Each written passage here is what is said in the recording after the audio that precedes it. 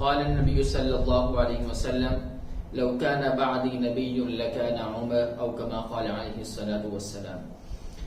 یکم محرم الحرام کو خلیفہ ثانی امیر المؤمنین سیدنا عمر فاروق رضی اللہ تعالی عنہ کا یوم شہادت ہے۔ حضرت عمر فاروق رضی اللہ تعالی عنہ وہ ایک ایسی جلیل القدر شخصیت ہے کہ جنہیں جناب نبی کریم صلی اللہ علیہ وسلم نے خود رب سے دعا کر کے آپ کو مانگا۔ احادیث میں مختلف روایات مختلف الفاظ کے ساتھ آئی ہیں۔ کہیں پہ آیا جناب نبی کریم صلی اللہ علیہ وسلم نے یہ دعا فرمائی کہ یا اللہ تو اسلام کو عزت بخش عمر بن ہشام یا عمر بن خطاب کے ذریعے۔ کئی پہ الفاظ کا چناؤ مختلف کیا گیا۔ بہرحال حضرت عمر فاروق رضی اللہ تعالی عنہ وہ ایسی جلیل القدر شخصیت ہیں جو مراد رسول ہیں، باقی صحابہ مرید رسول ہیں، حضرت عمر مراد رسول ہیں۔ حضرت عمر فاروق رضی اللہ تعالی عنہ کے بارے میں حضرات فقہاء کرام اور مختلف حضرات اپنی طرف سے ایسے الفاظ ان کے بارے میں بیان فرماتے ہیں۔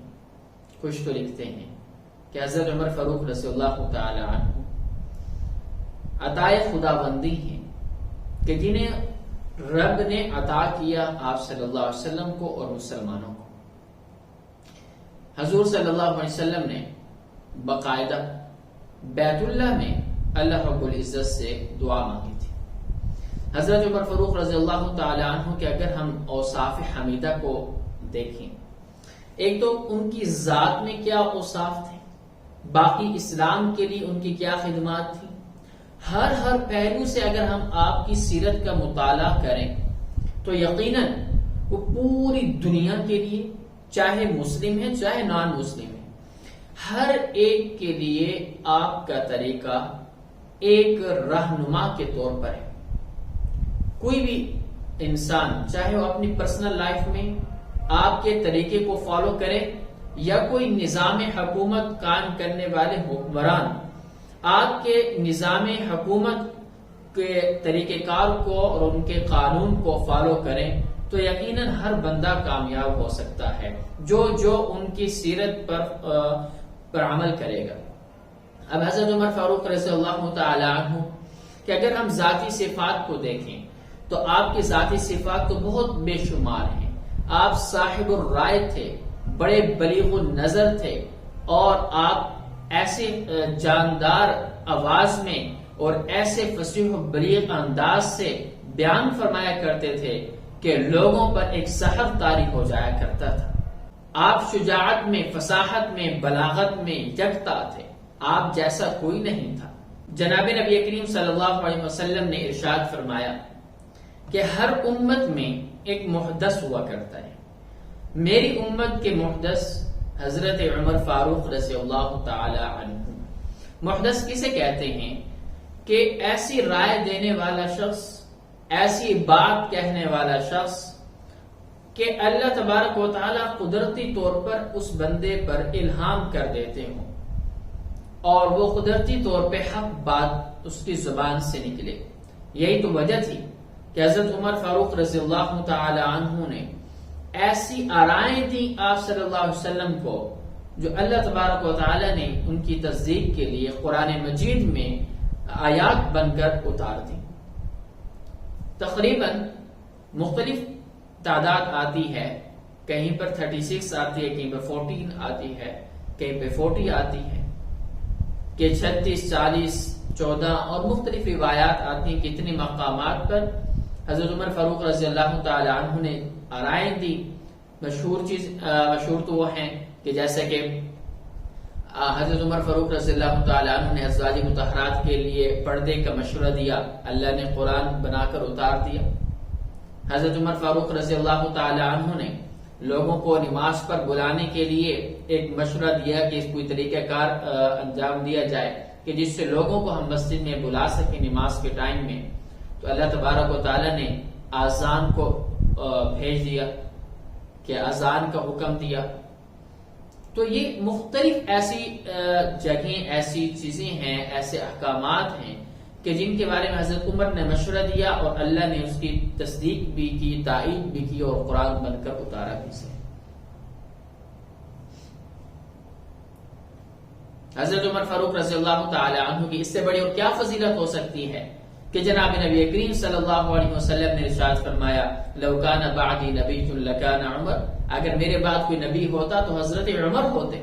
بہرحال حضرت عمر فاروق رضی اللہ تعالی عنہ کی اگر ہم سیرت کا جائزہ لیں، آپ کا علمی مقام اور مرتبہ بھی بہت بلند تھا۔ اسلام کے آنے سے پہلے تقریباً 17 لوگ ایسے تھے کہ جو پڑھنا لکھنا جانتے تھے، ان میں سے ایک حضرت عمر فاروق رضی اللہ تعالی عنہ۔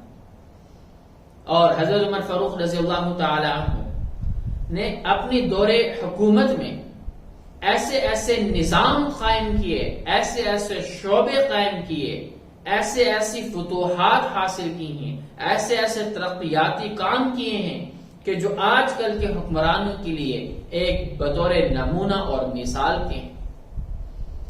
سب سے مشہور حضرت عمر فاروق رضی اللہ تعالی عنہ کا عدل ہے کہ آپ کا عدل بے مثال تھا۔ آپ کے دور خلافت میں 3600 علاقے فتح ہوئے ہیں۔ آپ کے زمانے میں 900 جامع مساجد تعمیر ہوئی اور 4000 دیگر مساجد تعمیر ہوئی۔ آپ نے پولیس کا نظام قائم کیا، آپ نے عدالتوں کا نظام قائم کیا، آپ نے زراعت کے شعبے کو ترقی دینے کے لیے نہری نظام قائم کیا، نہریں کھدوائی ہیں، آپ نے تاریخ اور سن کا اجرا بھی کیا ہے۔ ویسے تو یہ جو ہجری سال ہوتا ہے یہ تو اس دن سے شروع ہوتا ہے جس دن جناب نبی کریم صلی اللہ علیہ وسلم نے مکہ سے ہجرت شروع کی، ہجرت کر کے مدینہ منورہ تشریف لائے تھے، اس دن سے ویسے ہجری سال شروع ہوتا ہے۔ لیکن حضرت عمر فاروق رضی اللہ تعالی عنہ نے اسلامی سال کا پہلا مہینہ محرم الحرام کو قرار دیا اور پہلی تاریخ اسلامی سال کی 1 محرم کو قرار دی۔ حضرت عمر فاروق رضی اللہ تعالی عنہ کے اگر ہم کارنامے دیکھیں تو سیرت کی کتابیں ان سے بھری پڑی ہیں۔ آپ کی علمی کمالات دیکھیں، سیرت کی کتابیں بھری پڑی ہیں۔ آپ کے دور حکومت کے نظام کا اگر ہم مطالعہ کریں تو سیرت کی کتابیں بھری پڑی ہیں۔ کہنے کا مقصد یہ ہے آج ہم چھوٹی سی ویڈیو بنا کر حضرت عمر فاروق رضی اللہ تعالی عنہ کی شہادت کو، آپ کے علمی مقام کو، آپ کے علمی مرتبے کو ہم داد دینا چاہتے ہیں۔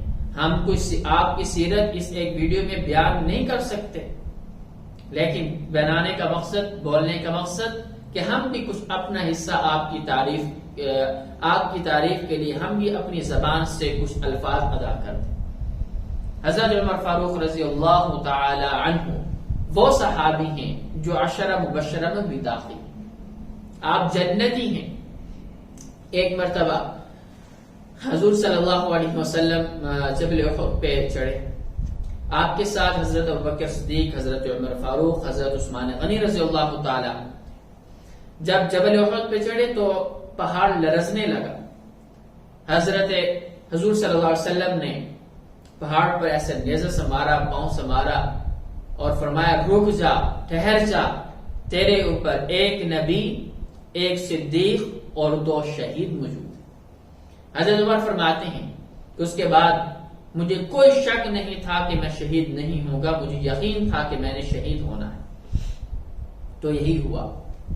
اور حضرت عمر فاروق رضی اللہ تعالیٰ عنہ اللہ سے دعا کیا کرتے تھے کہ اللہ مجھے شہادت نصیب فرمانا اور مجھے اپنے حبیب کے شہر مدینہ الرسول میں ہی شہادت دینا۔ اللہ نے آپ کی دعا قبول کی۔ ہاں جی، تو کیا ہوا؟ 26 ذی الحجہ کو یا 27 ذی الحجہ کو ایک ابو لؤلؤ کافر جو غلام تھا، اس نے حضرت عمر فاروق رضی اللہ تعالی عنہ پر صبح فجر کی نماز میں حملہ کیا اور آپ کو زخمی کیا، اور اس کے ساتھ 13 صحابہ بھی زخمی ہوئے، جن میں سے 7 صحابہ شہید بھی ہو گئے بعد میں۔ اور پھر حضرت عمر فاروق رضی اللہ تعالی عنہ یکم محرم الحرام کو شہید ہوئے، آپ کی روح پرواز کر۔ اللہ رب العزت سے دعا ہے کہ اللہ رب العزت ہمیں صحابہ اکرام کی زندگیوں کا مطالعہ کرنے کی توفیق عطا فرمائے، اور جتنے بھی صحابہ اکرام ہیں آپ ان کی زندگیوں کا ہم مطالعہ کریں، اور پھر اپنی زندگی کو، اپنی جو زندگی ہے دنیا کی، ان کے راستے پر اللہ ہمیں چلنے کی توفیق عطا فرمائے۔ آج اسی ویڈیو کے ساتھ انشاءاللہ پھر نیکسٹ ویڈیو میں آپ کے ساتھ دوبارہ ملاقات ہوگی۔ اللہ حافظ۔